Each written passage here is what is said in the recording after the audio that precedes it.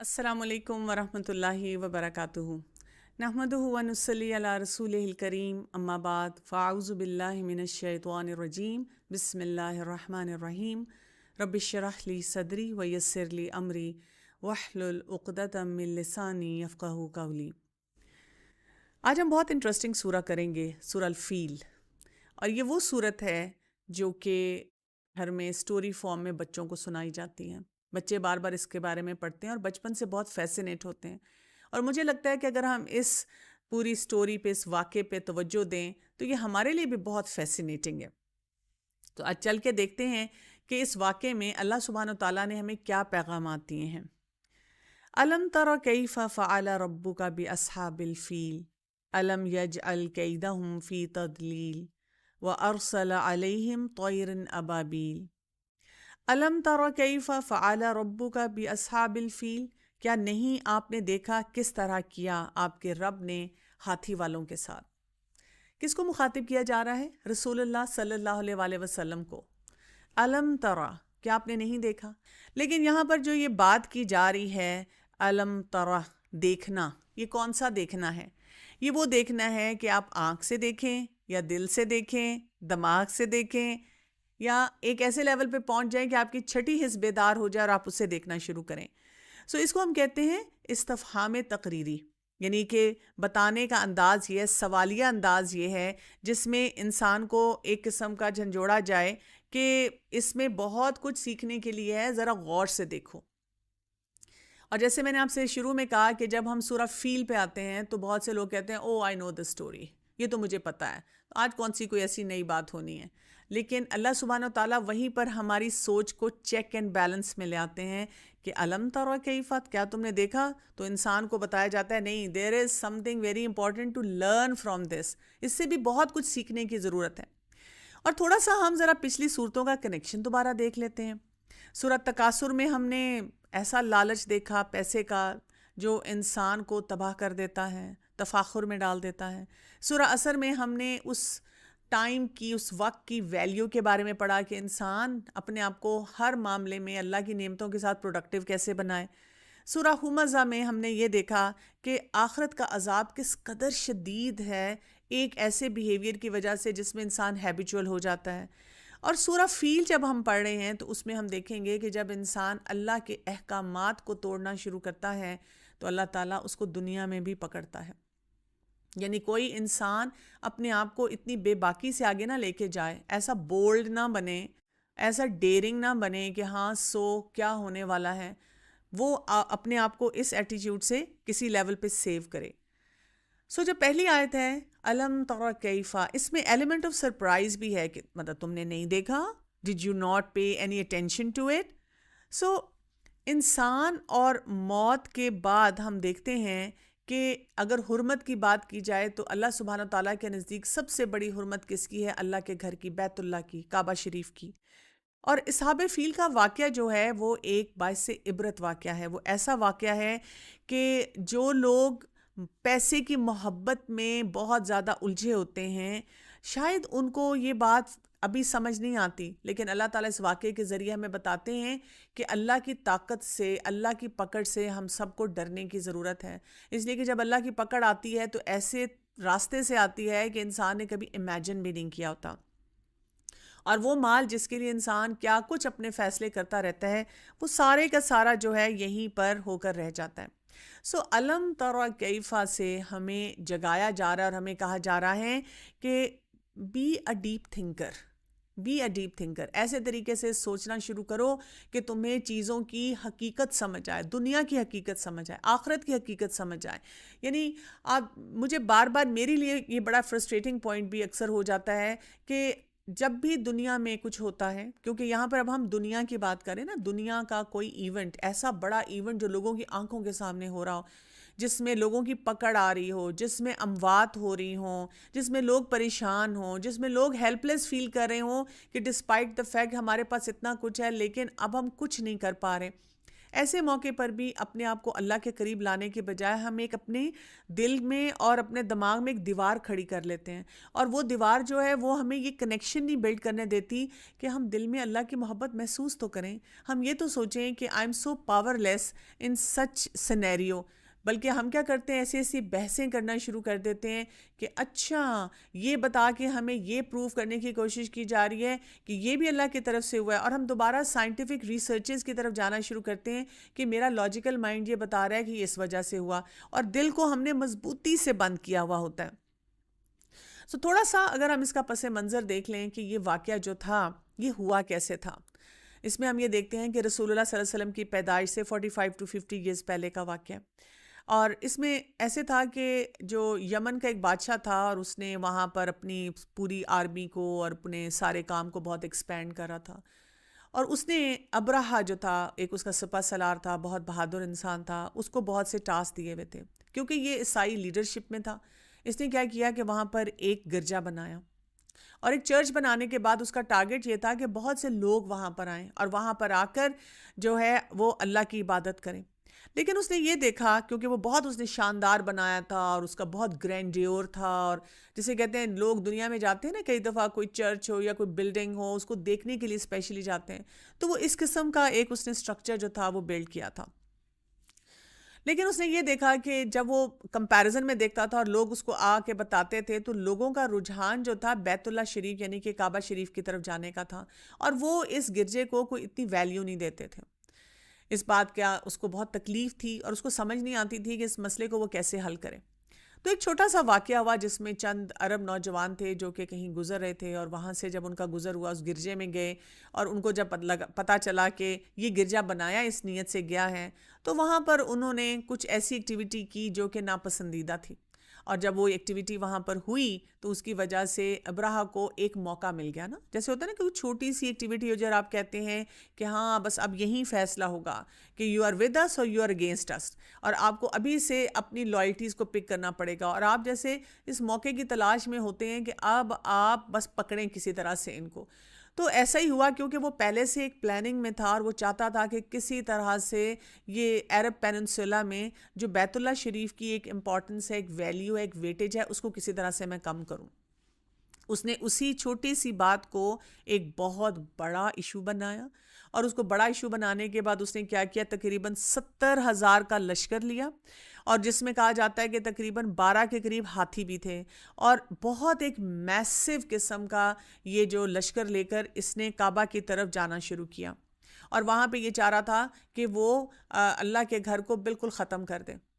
اس دور میں جو ان کی لیڈرشپ تھی مکہ کی، وہ رسول اللہ صلی اللہ علیہ وسلم کے دادا کے پاس تھی، عبد المطلب کے پاس تھی. عبد المطلب کو جب یہ پتا چلا کہ ایسی تیاریاں ہو رہی ہیں تو لوگ بہت گھبرائے. لوگوں نے کہا کہ ہمارے پاس تو ایسے ریسورسز نہیں ہیں کہ ہم اس طرح کی جنگ کر سکیں. تو عبد المطلب جو تھے وہ ابرہہ سے ملے، اور اس کو انہوں نے کچھ گفٹس دیے، اور اس سے اچھی طرح سے بات کی، اور اس کو سمجھانے کی کوشش کی کہ اگر کچھ بچوں نے شرارت میں کچھ غلط ایکٹیویٹی کر دی ہے تو اس کو ہم ایشو نہ بنائیں، ایک اچھے سکون سے اچھے انداز سے ہم اپنے اپنے کاموں میں رہیں. اس پہ اس نے بہت مذاق اڑایا. اس پہ اس نے عبد المطلب سے کہا کہ اچھا تم جو ہو، تم ایک خدا کو مانتے ہو، اور تم مجھے یہ رشوت دینا چاہتے ہو، اور تم میرے ساتھ اس طرح کے معاملات کرنا چاہتے ہو، اور تم چاہتے ہو کہ تم اپنے آپ کو بچا لو. واہ واہ واہ. اس نے جب یہ سٹائل میں بات کی تو عبد المطلب نے کہا کہ ہاں میں تو ایک انسان ہوں، ایک انسانی کمزوری کے ساتھ آیا ہوں، میں تو لوگوں کے بارے میں سوچ سکتا ہوں، اور جہاں تک رہا تم بیت اللہ کی بات کر رہے ہو، اللہ کے گھر کی، تو جو اس کا اونر ہے، جو اس کا مالک ہے، وہ خود ہی اس کے بارے میں صحیح فیصلے کر سکتا ہے. مجھے اس کی طرف دیکھنے کی ضرورت نہیں ہے، وہ اپنے گھر کا خود نگران ہے، خود اس کو بچانے والا ہے. بہرحال وہ جو نیگوسیشنز تھیں ان کا کوئی فائدہ نہیں ہوا، اور عبد المطلب واپس آ گئے. اور جب وہ واپس آئے اور یہ لشکر بہت بڑا آ رہا تھا، تو عبد المطلب نے کیا کیا کہ سارے لوگوں کو کہا کہ آپ وہاں سے نکل کر اوپر جو وہاں پر پہاڑیاں تھیں ان کے اوپر چلے جائیں. اور جب وہاں گئے تو ادھر انہوں نے یہی دعا مانگی کہ اے اللہ ہم تیرے گھر کی حفاظت نہیں کر پا رہے، میرے رب تو اپنے گھر کی حفاظت فرما. اور ہم دیکھتے ہیں کہ اس وقت کیا ہوا کہ مکہ سے تھوڑی دوری وادی محصر تھی، اور وہاں پر جب یہ لشکر پہنچا اور پوری اپنی جاہ و جلال کے ساتھ اور گرینڈیور کے ساتھ اور لوگوں پہ روب ڈالتا ہوا آ رہا تھا، اور راستے میں کئی قبائل جو تھے انہوں نے کوشش بھی کی کہ کسی طرح سے اس کو روک سکیں، اس کو وہاں پہ فل سٹاپ لگا سکیں. کیوں؟ اس لیے کہ بیت اللہ شریف کی بہرحال اس پورے علاقے میں ایک بہت بڑی سٹینڈنگ تھی، اور اس سٹینڈنگ کو کوئی بھی ڈینائی نہیں کرتا تھا، چاہے وہ لوگ شرک میں پڑے ہوئے تھے، لیکن اللہ کے گھر کی وہاں پہ جانا، وہاں پہ عبادت کرنا، طواف کرنا، یہ ان لوگوں کا پورا کام تھا. لیکن جب وہ لشکر وہاں پہ آیا اور وہ نہیں باز آئے، تو ہم یہ دیکھتے ہیں کہ اللہ سبحانہ تعالیٰ کی طرف سے چند پرندے آئے اور انہوں نے آ کر اس پورے لشکر کو تباہ کر دیا. اور یہاں پہ جو فیل کی بات ہوئی ہے، ہاتھی کی بات ہوئی ہے، ہاتھی والے لشکر کی بات ہوئی ہے، تو ہاتھی ایسے ہے جیسے آپ کہیں کہ ہمارے پاس بالکل کوئی لیٹسٹ ٹیکنالوجی ہے نا، آپ کے پاس کوئی F-16 یا کوئی ایسے جیٹس ہیں جو کہ پوری دنیا میں کسی نے نہیں بنائے، یا ایسے کوئی میزائلز ہیں جو کہ ابھی لیٹسٹ ٹیکنالوجی میں آئے ہوئے ہیں اور ان کی رینج کتنی زیادہ ہے. تو اس زمانے میں جو فوج تھی اور اس میں ایک ہاتھی کا ہونا بھی بڑی بات تھی. کہاں یہ کہ ان کے پاس پوری ایک لائن تھی بہت بڑی جو کہ وہ ہاتھیوں کے ساتھ لے کر آئے تھے. اور کس کو؟ اللہ کے گھر کو اگر ہم ابھی بھی دیکھیں، ایک چھوٹا سا کیوبیکل کی شکل میں ایک گھر ہے اللہ کا، اور وہ لوگ جو کہ تھوڑے سے لوگ بھی اگر آتے، چند ہزار بھی آتے تو مقابلہ نہ کر سکتے مکہ کے، اور یہاں پہ وہ 70,000 کا بڑا ایک لشکر لے کر آیا.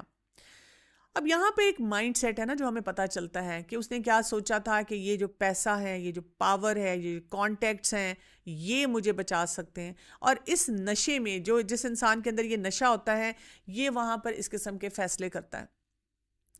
ان آیات پہ غور کرنے سے پہلے یہاں پر میں ایک اور پوائنٹ بھی آپ کو کلیئر کروں گی. بہت سے لوگ اس بات سے بھی اس کنٹروورسی کو سمجھ نہیں پاتے یا اس بات کو سمجھ نہیں پاتے، اور وہ ہے رسول اللہ صلی اللہ علیہ وسلم کی پیدائش.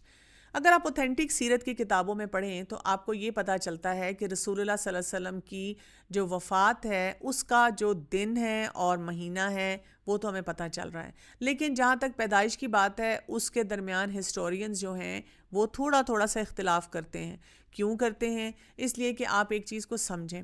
جو عرب کلچر تھا اس میں ڈیٹ آف برتھ اور برتھ ڈے منانے کا رواج نہیں تھا کہ بچوں کی ڈیٹ آف برتھ انہوں نے مارک کرنی ہے، انہوں نے کوئی برتھ سرٹیفکیٹ بنوانا ہے یا اس کی بنیاد پہ سارے کام ہونے ہیں، اور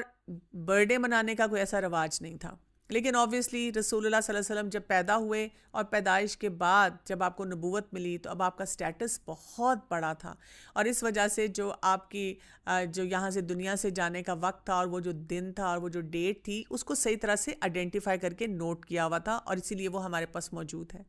لیکن رسول اللہ صلی اللہ علیہ وسلم کی پیدائش جو ہے اس کی کیلکولیشن اس بڑے واقعے سے کی جاتی ہے. جب ہم بات کرتے ہیں رسول اللہ صلی اللہ علیہ وسلم کی پیدائش کی ڈیٹ آف برتھ کی، تو ہم یہ دیکھتے ہیں کہ یہ جو عام الفیل کا واقعہ تھا، یہ وہ واقعہ تھا جو کہ آپ صلی اللہ علیہ وسلم کی پیدائش سے 45 to 50 ڈیز پہلے ہوا تھا. اب آپ دیکھیں یہ وہ واقعہ تھا جو کہ مکہ کی کمیونٹی کے سامنے ہوا تھا. اس کو کوئی ڈینائی نہیں کر سکتا، پوری دنیا تک بھی اس کی بات پہنچی ہے، سب کو پتا تھا کہ اتنا بڑا ایک واقعہ ہوا، اتنی بڑی فوج آئی ہے. یعنی ایک یہ ایسا ایونٹ تھا نا جو کہ گلوبل لیول پہ گیا تھا. اس سے ساتھ ریلیٹ کر کے لوگوں کو، کیونکہ وہ واقعہ یاد تھا اور اس کے دن انہوں نے کیلکولیٹ کیے ہوئے تھے، اس کی وجہ سے انہوں نے یہ کیلکولیٹ کیا کہ رسول اللہ صلی اللہ علیہ وسلم کا جو پیدائش ہے ان ڈیٹس پر ایکسپیکٹڈ ہے کہ وہ ہوئی ہے.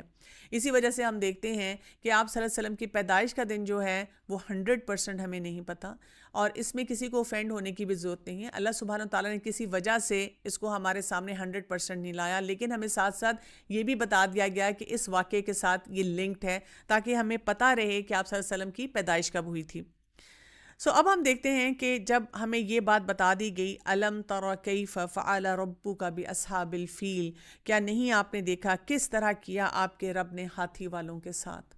اللہ تعالیٰ چاہتے ہیں کہ ہم بڑی ڈیپر ویژن کے ساتھ دیکھیں کہ ایک انسان جو بہت ایروگنس کے ساتھ آتا ہے اس کے ساتھ کیا ہو جاتا ہے. اور پھر کیا کہا گیا، الم یجعل کیدہم فی تدلیل، کیا نہیں اس نے کر دیا ان کی چالوں کو بیکار.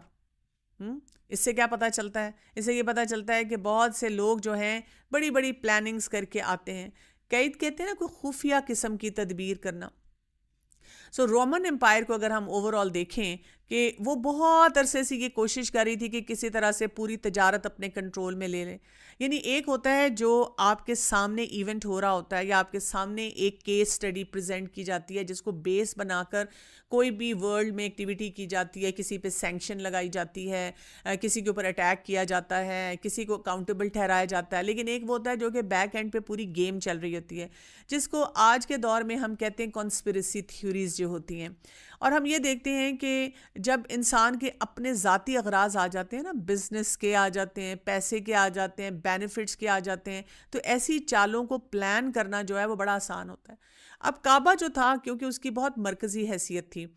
دین کے حساب سے, اس وجہ سے جو وہاں پہ مکہ کے رہنے والے لوگ تھے اور وہ جو قبائل تھے ان کی بھی بڑی رسپیکٹ تھی کہ یہ بیت اللہ کے جو ہیں وہاں پر اس کا خیال رکھنے والے ہیں, وہاں پر ان کے جو ہے ان کے پاس سارا اس کی کنجیاں ہیں. اس کے ساتھ ساتھ ہم دیکھتے ہیں کہ ایک اور بھی سٹیٹس آتا ہے, کیونکہ ان کا آنا جانا لگا رہتا تھا تو ان کی بزنس ٹرانزیکشن بھی اسی وجہ سے چلتے تھے. حالانکہ اگر ہم عرب پیننسولا کو دیکھیں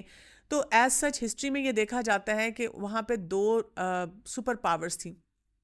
Roman empire and Persian empire, اور انہوں نے کبھی بھی اس پورے علاقے کو کوئی اتنی ویلیو نہیں دی. انہوں نے کہا یہاں پہ تو جو لوگ رہتے ہیں وہ بدو سٹائل ہے نا, نومیڈک لائف سٹائل گزارتے ہیں, اور اس وجہ سے وہ اس کو صرف ایز اے روٹ استعمال کرتے تھے. لیکن اب انہوں نے دیکھنا شروع کیا کہ بیت اللہ کے ہونے کی وجہ سے اب یہ علاقہ جو ہے فلرش کرتا چلا جا رہا ہے. سو حملے کی وجہ کچھ اور تھی اور بہانہ جو تھا وہ کسی اور بات کو بنایا گیا. سو کیدہم کی جب بات ہم کرتے ہیں تو اس میں کیا ہوتا ہے کہ ایک بڑا ہڈن پلان اور ہڈن ایجنڈا ہوتا ہے. ذرا سا کنسپریسی تھیوریز کے بارے میں بھی دیکھ لیتے ہیں کہ دنیا میں کس کس طرح کی کنسپریسی تھیوریز ہوتی ہیں. ایک کنسپریسی تھیوری ہوتی ہے جس کو ہم کہتے ہیں اینیمی آؤٹ سائڈ. یعنی یہ تھیوری یہ بتاتی ہے کہ جہاں پہ بھی آپ رہ رہے ہیں, جس کمیونٹی کا بھی آپ حصہ ہیں, باہر کے لوگ جو ہیں آپ کے بارے میں کوئی کنسپریسی پلان کر کے اب آپ کو اس میں گھیر لیتے ہیں.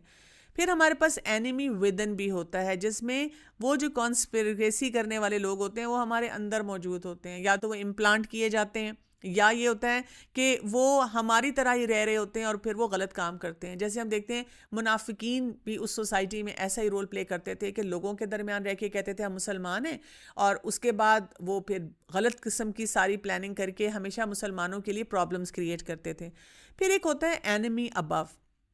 یعنی جو اس زمانے کے کوئی پاورفل لوگ ہوتے ہیں, کوئی سپر پاور ہوتی ہے, اب وہ اپنے سے نیچے والوں کو دبانے کے لیے, سپریس کرنے کے لیے ہر وقت کوئی نہ کوئی چیز پلان کرتے رہتے ہیں, اور یہ ان کی کنسپریسیز ہوتی ہیں. پھر اینیمی بلو بھی ہوتا ہے, جس میں ہم دیکھتے ہیں کہ جو نیچے لوگ ہیں وہ جب فرسٹریٹ ہونا شروع ہو جائیں تو وہ کچھ پلان کریں. جیسے بہت سی یہ جو لوگ جب ریوولٹ کرتے ہیں, جیسے فرینچ ریولیوشن کے بارے میں بھی ہم بات کرتے ہیں, تو وہ وہی لوگ تھے جو پس رہے تھے. اسی طرح بنی اسرائیل کے بارے میں جب ہم بات کرتے ہیں تو جب ایک غلام قوم کو بہت پیسا جاتا ہے تو وہ بھی کچھ چیزوں کو پلان کرنا شروع کر دیتے ہیں اور کنسپریسی کرتے ہیں تاکہ وہ جو ان کے اوپر لوگ بیٹھے ہوئے ہیں ان کا تختہ جو ہے وہ الٹ دیں. اور پھر ہم دیکھتے ہیں کہ بینوولنٹ قسم کی بھی کنسپریسیز ہوتی ہیں, جس میں ایسے فورسز سے لوگوں کو کام کروایا جاتا ہے, لوگوں کو یہ کہا جاتا ہے کہ ہم امن کی بہت ساری ویوز لے کر آ رہے ہیں اور ہم آپ کے لیے بہت سی خیر لے کر آ رہے ہیں, لیکن ایکچوئل ان کا جو پورا پلان ہوتا ہے وہ کیا ہوتا ہے, بہت سارے فساد کرنے کا ہوتا ہے. سو ہمیں بیسیکلی یہ ایک یہاں پہ یہ بھی پتہ چلتا ہے کہ اللہ تعالیٰ جو اس آیت کو اگر آپ دیکھیں کیا آتا ہے, علم یجعل کیدہم فی تدلیل, کیا نہیں اس نے کر دیا ان کی چالوں کو بیکار. یعنی بہت سے لوگ کیا کرتے ہیں, سارا دن صبح اٹھے, منہ ہاتھ دھویا اور بیٹھ گئے, اچھا جی آج کی کنسپریسی تھیوری کون سی ہے, ذرا میں اس پہ نظر ڈالوں.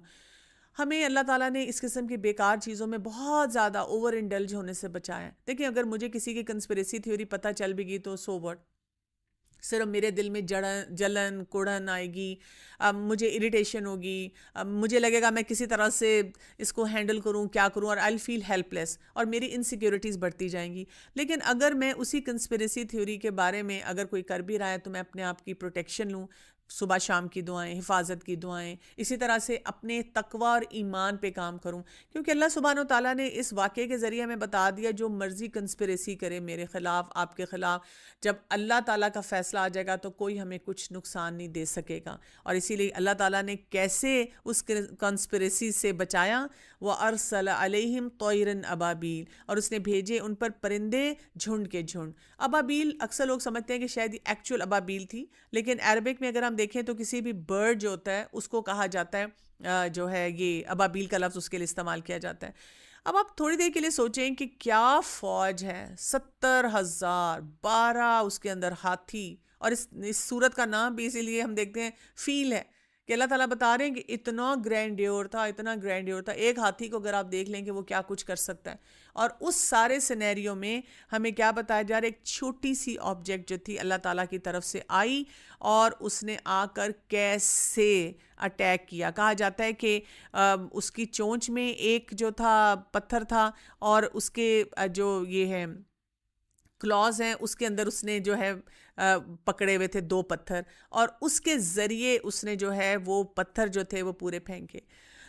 عرب قبائل کی جیسے ہم دیکھتے ہیں نا کہ کعبہ کے ساتھ بہت زیادہ وابستگی تھی. تقریباً 2,500 سال سے ہم دیکھتے ہیں کہ لوگ حج اور عبادت کے لیے مختلف جگہوں سے آتے تھے، اور اس پورے ریجن کی ایک اپنی ریلیجس جو پورا ایک بیک گراؤنڈ تھا جس کی وجہ سے اس کو بہت ویلیو دی جاتی تھی. یہاں پر ہم دیکھتے ہیں کہ وہ جو پرندے آئے وہ کثرت سے آئے، اور ان ہاتھیوں کو اللہ تعالیٰ نے ان پرندوں کے ذریعے پٹوا دیا.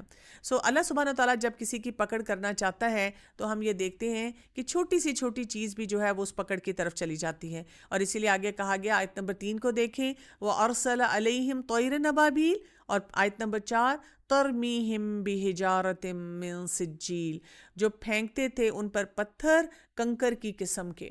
یعنی وہ ایسے جو تھے ٹارگیٹڈ قسم کے وہ پتھر تھے، وہ پیلٹس کی طرح، جیسے ہوتا ہے نا کہ گن میں سے کوئی نکلتا ہے پیلٹ اور اتنی زور سے جا کے لگتا ہے کسی کو کہ وہ وہاں پر وہ بچ نہیں پاتا.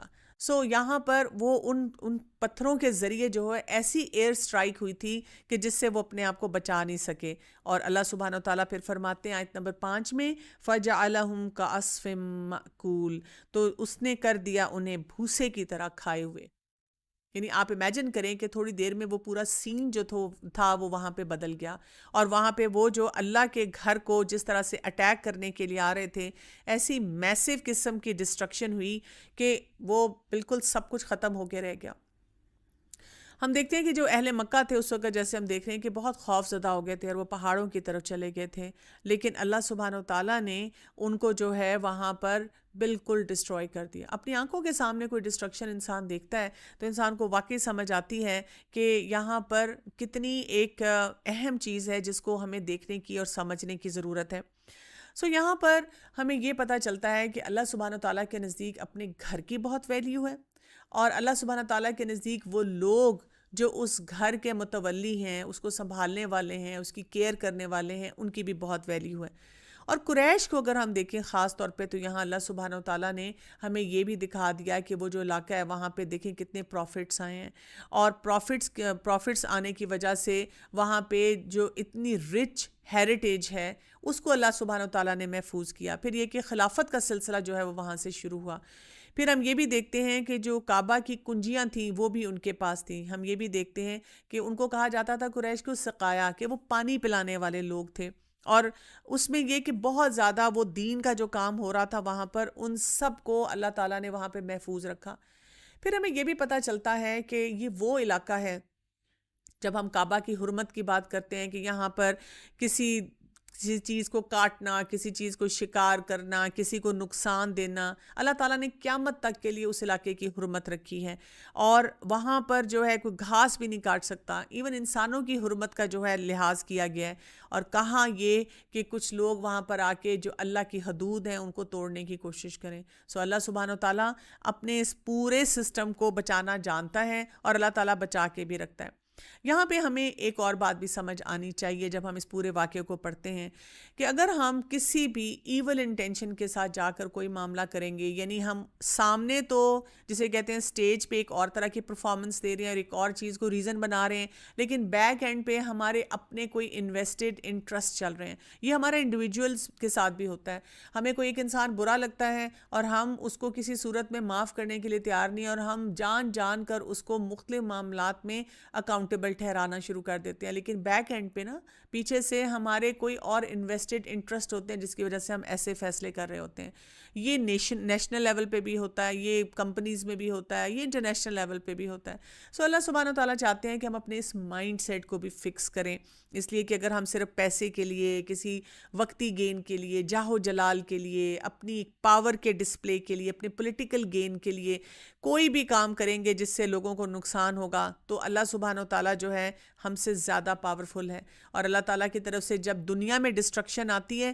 تو وہ ایسی ڈسٹرکشن ہوتی ہے کہ کوئی اس کو میچ نہیں کر سکتا. اس کے ساتھ ایسی مزری آتی ہے غلط کام کرنے کی وجہ سے کہ انسان جو ہے بے بس ہو کے رہ جاتا ہے، اور وہ ایسی ان ایکسپیکٹڈ طریقے سے آتی ہے کہ انسان نے کبھی امیجن بھی نہیں کیا ہوتا، اور ایسی وہ چیز ہوتی ہے جس کو انسان نے کبھی ویلیو بھی نہیں دی ہوتی. ہم آج کے کرنٹ ٹائمز میں دیکھ لیں کہ جس طرح سے یہ ایک وائرس ہے، اور وائرس نے جو اٹیک کیا ہوا ہے، اب اس کے بارے میں بھی کتنی کنسپریسی تھیوریز ہے نا. کوئی کہتا ہے یہ لیب میں مینوفیکچر ہوا، کوئی کہتا ہے یہ بایولوجیکل وار تھا اور تھوڑا سا ایکسپیریمنٹیشن تھی اور اس کی وجہ سے ہو گیا، کوئی کہتا ہے ویکسین کو کرنے کے لیے اور اس کے ذریعے جو ہے لوگوں کو کنٹرول کرنے کے لیے کیا جا رہا ہے، کوئی کسی چیز کے ساتھ اٹیچ کر رہا ہے، کوئی کسی چیز کے ساتھ اٹیچ کر رہا ہے. لیکن ہر شخص جو باتیں کر رہا ہے ان میں سے چند ہی لوگ ہیں جو اس حقیقت کو سوچنے کی کوشش کر رہے ہیں کہ ٹیکنالوجی کے اس دور میں جب ہم کسی بھی دیندار انسان کا صرف اس لیے مذاق اڑاتے تھے کہ وہ ہاتھ دھوتا ہے، وہ وضو کرتا ہے، وہ طہارت کا خیال رکھتا ہے، اور ہم کہتے تھے ان کی تو دوڑ مسجد تک لگی رہتی ہے اور ہم تو چاند پہ پہنچ گئے ہیں. لیکن اب وہ چاند پہ پہنچنے والے کیا کر رہے ہیں؟ وہ اسی طرح ہاتھ دھونے کی کوشش کر رہے ہیں. اور وہ لوگ جو کہ حجاب والی عورت کا مذاق اڑاتے تھے ان سب نے اپنے چہرے کور کر لیے ہیں، اور نہ چاہتے ہوئے ان کو کور کرنا پڑ رہا ہے. لیکن کیا ہم اس حقیقت کے بارے میں سوچ رہے ہیں کہ ہم کیوں اتنے بے بس ہو کے رہ گئے ہیں؟ ہمیں اس وقت کیا کرنے کی ضرورت ہے؟ یعنی ایسے جو واقعات ہوتے ہیں ہمیں کیا بتاتے ہیں؟ ہمیں یہ بتاتے ہیں کہ ہم نہ صرف اپنی حقیقت کے بارے میں سوچیں بلکہ یہ بھی ہم یاد رکھیں کہ اللہ سبحانہ تعالیٰ کی جب پکڑ آتی ہے تو ایسے ہی آتی ہے. یہ وہ وقت نہیں ہوتا کہ اس وقت ہم ایسی بحثیں کریں، ہم اوفینڈ ہو جائیں. اگر کسی نے کوئی بھی بات کہہ دی کہ کسی پلیٹ فارم سے ہمیں پتہ چلے کہ دیکھیں یہ حدیث یہاں فٹ ہوتی ہے، ہم جھوٹ بول رہے ہیں، ہم دھوکے دے رہے ہیں، ہم یہ غلط کام کر رہے ہیں، وہ غلط کام کر رہے ہیں، تو ہمیں یہ ماننے کی ضرورت ہے. اس وقت ہمیں اپنے دلوں کو کھولنے کی ضرورت ہے. اور اگر ہمیں لگتا ہے کہ ہمارے دل نہیں کھول رہے تو اس سے پچھلی صورت کو پڑھیں، ہم وہ والے غلط کام تو نہیں کر رہے. اور اگر ہمیں ابھی بھی سمجھ نہیں آ رہی اس سے پچھلی صورت کو پڑھیں، اس میں کیا پیغامات ہم نے سیکھے تھے، کہیں ہم وہ کام تو جو کرنے والے ہیں وہ کر رہے ہیں یا نہیں کر رہے. اور اس سے پیچھے پیچھے جاتے جائیں اور سارے پیغامات کو انٹرنلائز کرتے جائیں، اور سوچیں کہ کسی مومنٹ میں بھی ہمیں اللہ کا بندہ بن کے رہنے کی کس طرح ضرورت ہے. اگلی صورت کی طرف چلتے ہیں. سورہ قریش. بسم اللہ الرحمن الرحیم. لإلاف قریش إلافهم رحلة الشتاء والصيف. لإلاف قریش مانوس کرنے کے لیے قریش کو، مانوس کرنا انہیں سفر سے، سردی کے اور گرمی کے. ہم دیکھتے ہیں کہ اللہ سبحانہ و تعالیٰ نے اس صورت میں قریش کی بات کی ہے. اور قریش کے بارے میں اگر ہم دیکھیں اور تھوڑی سی ان کی اگر ہسٹری کو تھوڑا سا ایکسپلور کریں تو بہت ہی انٹرسٹنگ ہسٹری ہے جو کہ ہمارے سامنے آتی ہے.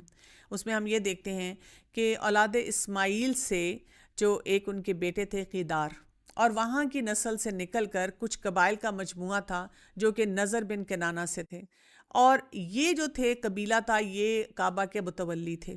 اور عرب میں ان کی بہت عزت بھی تھی، ان کے پاس سرداری بھی تھی، اور اس پورے خطے میں ہم دیکھتے ہیں کہ ان کی ایک پوری ڈومین تھی. یعنی لوگ ان کو ایکسیپٹنس دیتے تھے کہ یہ وہ لوگ ہیں جنہوں نے بہت کچھ اچیو کیا ہوا اس دنیا میں رہتے ہوئے. لیکن ہم یہ بھی ساتھ ساتھ دیکھتے ہیں کہ یہ وہ علاقہ تھا جہاں پر کبھی بھی کسی اور غیر قوم کا جو ہے قبضہ نہیں ہوا. قریش کی بات اللہ سبحانہ و تعالیٰ نے یہاں پہ کی، اور ہم دیکھتے ہیں کہ اس سورت کا نام بھی جو ہے وہ قریش پہ رکھا گیا، یعنی ان کو ایکنالج کیا گیا. اگر بیک گراؤنڈ دیکھیں اس کا تو قاف را شین قریش کا جو آتا ہے،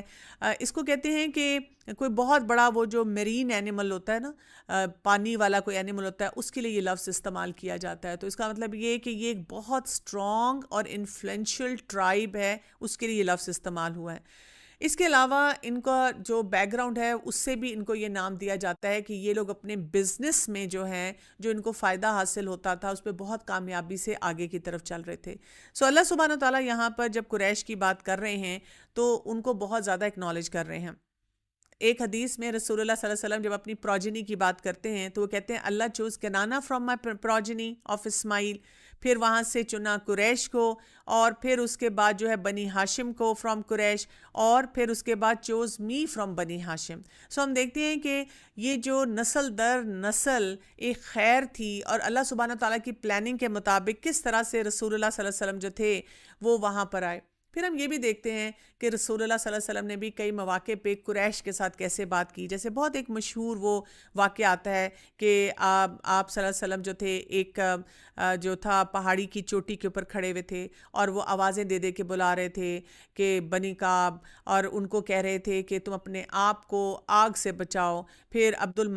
بنی عبد المناف سے کہہ رہے تھے کہ اپنے آپ کو آگ سے بچاؤ۔ بنو ہاشم کو بلا رہے تھے، ان کو کہہ رہے تھے اپنے آپ کو آگ سے بچاؤ۔ بنو عبد المطلب کو بھی یہی پیغام دے رہے تھے، اور پھر اپنی پیاری بیٹی فاطمہ سے کہہ رہے تھے کہ اپنے آپ کو آگ سے بچاؤ، کیونکہ میں تمہارے کسی کام نہیں آ سکوں گا اس وقت۔ یعنی ان کو بار بار آوازیں دے کر سمجھا رہے تھے کہ کیا کام کرنے کی ضرورت ہے۔ قریش کی جب ہم بات کرتے ہیں تو ایک اور حدیث میں ہمیں بڑی انٹرسٹنگ بات پتہ چلتی ہے۔ رسول اللہ صلی اللہ علیہ وسلم نے ارشاد فرمایا کہ جو بہت بہترین خواتین ہیں وہ ہیں جو کہ اونٹ کی سواری کرتی ہیں، اور اس میں بھی بہت بہترین خواتین کون سی ہیں جو کہ قریش سے تعلق رکھتی ہیں، اور ان کی تعریف کیا کی گئی تھی؟ یہ وہ ہیں جو کہ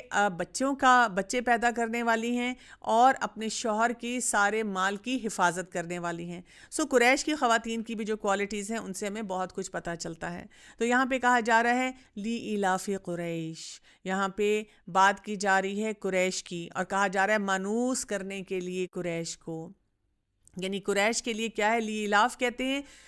وہ والی محبت جس میں دو لوگ جو ہیں وہ ایک دوسرے کے امپیکٹ کو جو ہے وہ سمجھ سکیں، اور یعنی کہ اور اس سوسائٹی کے لیے کمفرٹ زون ہو کہ ہر شخص ان کے بارے میں بہت اچھا گمان کرتا ہو، اور لوگ ان کے بارے میں بہت اچھی فیلنگ رکھتے ہوں۔ پھر ابھی ہم نے سورہ الفیل دیکھی، اور اس کے بعد سورہ قریش آ رہی ہے، تو یہاں پہ ہمیں یہ بھی پتہ چلتا ہے کہ اس ایونٹ سے جو اللہ سبحانہ و تعالیٰ کا ایک کنیکشن لوگوں کے ساتھ، ان کے لیے خیر خواہی اللہ تعالیٰ کی طرف سے ان کی جو پروٹیکشن آئی، وہ بھی لوگوں نے محسوس کی کہ اللہ تعالیٰ نے اتنا بڑا ان کے لیے سٹیٹس رکھا کہ کس طرح سے ایک پرندہ